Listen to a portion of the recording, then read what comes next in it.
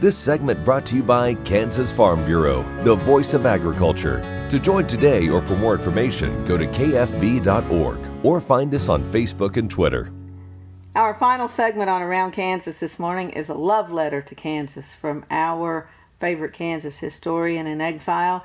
Good morning, Michelle. I know you're sparkling here on this Kansas Day, and we're so glad you could join us and can't wait to see what you have for us on this fine Kansas Day.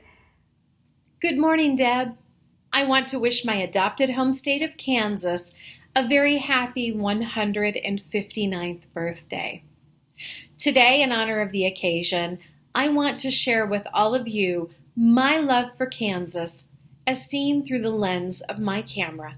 So sit back, pour a cup of coffee, and experience the beauty, wonder, and majesty of Kansas. When I moved from Michigan to Kansas in 1997, little did I know how much I would come to love my adopted home state. I arrived in Pittsburgh the summer of 1997, and after moving to the historic community of Fort Scott in 2000, my Kansas adventure began. As I became more involved in the Kansas historical community, I began to spread my wings and fly. My weekend trips took me to the four corners of the Sunflower State, traversing its highways, byways, and back roads. Everywhere I turned, history greeted me like an old friend. Then, I made my way to the Flint Hills, with its rolling green tall grasses waving in the wind.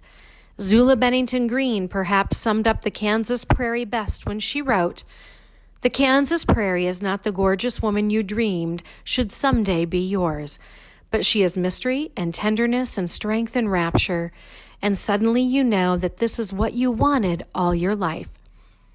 In the Flint Hills, I discovered the solitude and beauty I had been searching for all my life.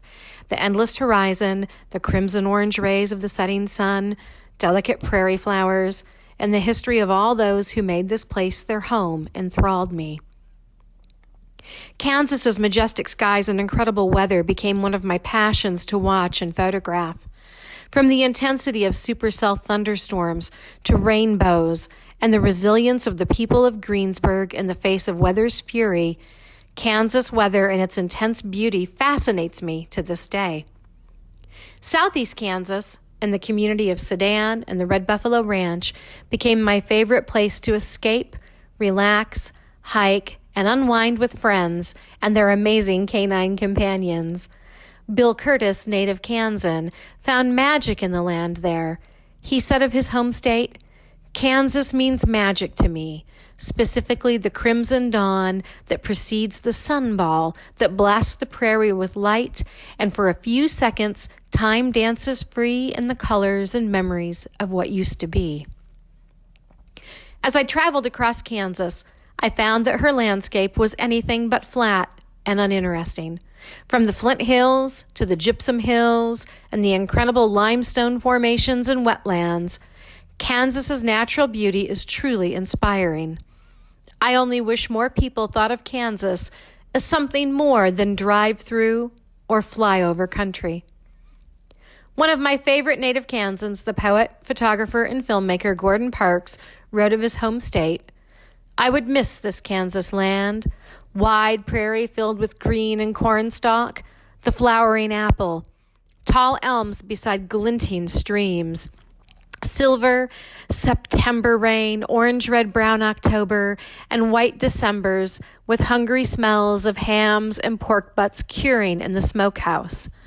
Yes, all of this I would miss, along with the fear, hatred, and violence we blacks had suffered upon this beautiful land." Parks's words remind us that Kansas has a complex and deep-rooted history. It is a history that is both beautiful and heartbreaking, but one that is so important for us to understand, especially today of all days. I hope you've enjoyed our Kansas Day celebration.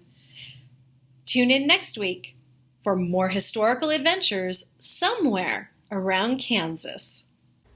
Once again, thank you for joining us. Happy Kansas Day, everybody. And like I tell my granddaughter, no matter where you go, Don't you forget that you are a brave, resourceful Kansan.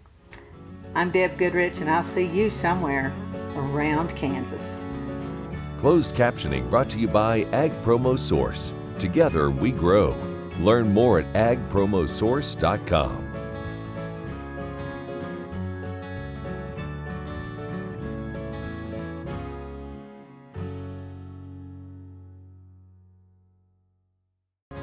Watch Ag AM in Kansas online at agamandkansas.com.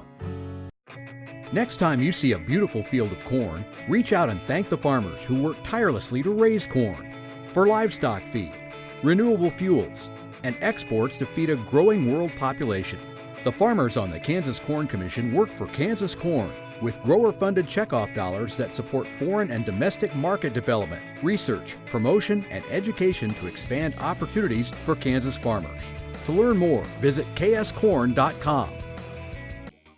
The Kansas Wheat Innovation Center in Manhattan is rediscovering ways to get improved varieties and new genetics in the hands of farmers faster. Grower-led and checkoff-funded research initiatives are bringing about positive change. This grassroots leadership provides a strong voice in Topeka and Washington, D.C. Now is the time to partner with Kansas Wheat in moving wheat forward. Kansas Wheat Commission and Kansas Association of Wheat Growers. Farmers investing in their future and yours. Log on to rediscoverwheat.org.